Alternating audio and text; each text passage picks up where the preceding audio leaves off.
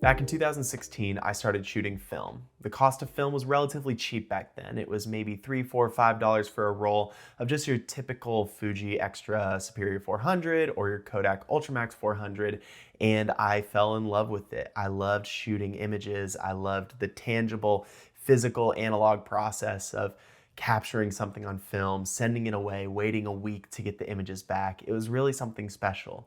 Fast forward to 2022. Film prices are now extremely high.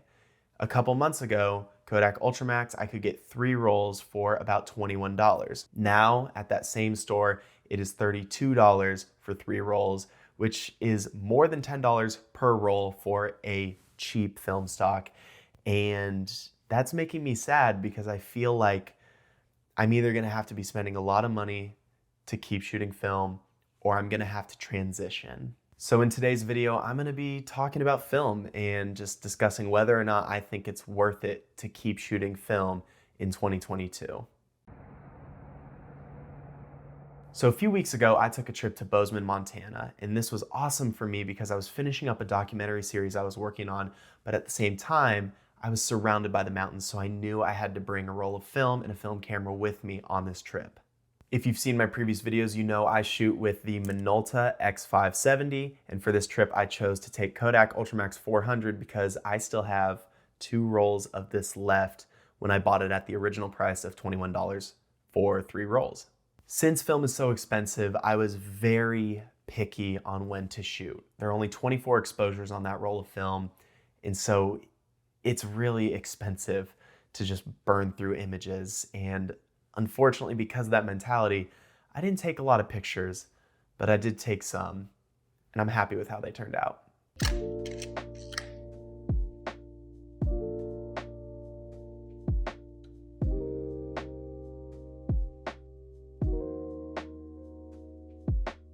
I know it's risky taking film through an X-ray machine in the airport because you can get these weird warped lines on the film when it gets developed and scanned, but I decided to risk it because I really wanted to take an image looking out the window of the airplane at sunrise.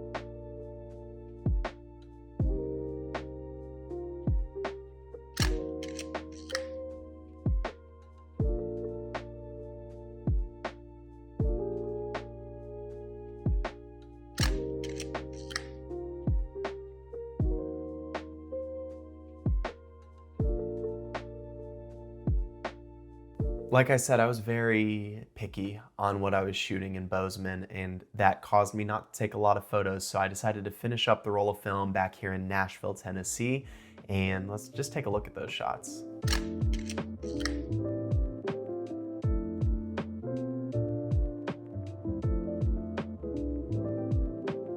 Light leaks were very prevalent in the 2 shots I took in my apartment, but I think it adds a lot of character. It's one of those things I just truly love about film is you cannot predict these light leaks. At least I can't predict them on my Minolta camera, and when they happen, I think they just look so unique and so cool. It's something that if I could get that look on digital, and it felt natural and real and not artificial, I would shoot digital. But that's one of the things I love about film. It's the charm about film is the unpredictable reality that some of your images can just get light leaked and turn out horrible or okay. So all in all, what do I think? Is it still worth it to shoot film in 2022? About a month or 2 ago, I made a video discussing the film prices between Fuji Extra Superior 400 and Kodak Ultramax 400. And since making that video just a couple months ago, it's completely outdated. Those prices aren't what they were. The Fuji has gone up maybe 15% in price, and the Kodak has gone up significantly in price. I think a $9, $10, $11 increase is insane. Seeing those increases is making me not want to shoot film more often. There are going to be certain scenarios where I do want to shoot film. If I'm going to the mountains like Bozeman or I'm going to Salt Lake in previous videos, I want to shoot film there because that's not an everyday occurrence for me.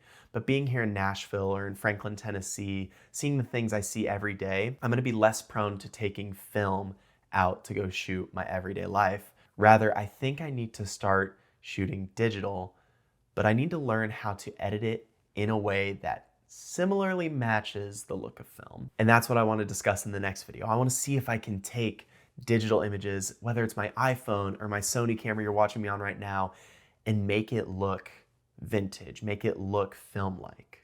I know people do it, but I always still just feel a difference between digital and film. But since it's getting so expensive, I need to just get over my feeling of digital and give it another shot. So is it worth it? It just depends on what you're shooting, what you like to shoot, what your budget is. If you've got a lot of money and you're not worried about how much it costs to shoot film, keep shooting film because that look is just unmatched.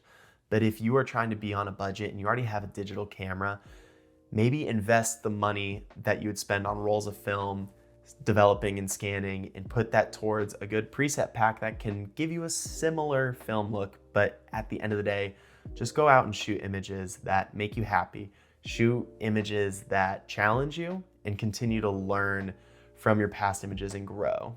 So this year I'm gonna be shooting a lot less film. I'm not gonna completely get rid of film, but I'm gonna be very, very picky on when I pull out my rolls of film or go buy more film, because at the end of the day, I've got the digital cameras. I can just be using those, and my film camera realistically shouldn't be shooting anymore. A lot of the function in it is broken. As you saw, those light leaks are getting worse with every roll.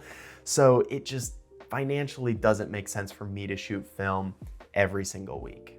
But let me know what you guys think down in the comments below. Are you gonna keep shooting film in 2022? Are you finding film for cheaper prices than I am here in Nashville? I'd love to know, because if you're finding it for cheaper, I wanna just buy a bunch of it and stick it in my fridge so that I can keep shooting film. So if you're new, be sure to subscribe. I'm making videos every couple weeks. I am really just enjoying making these videos. The channel has doubled in size since the previous video, so welcome to all the new people.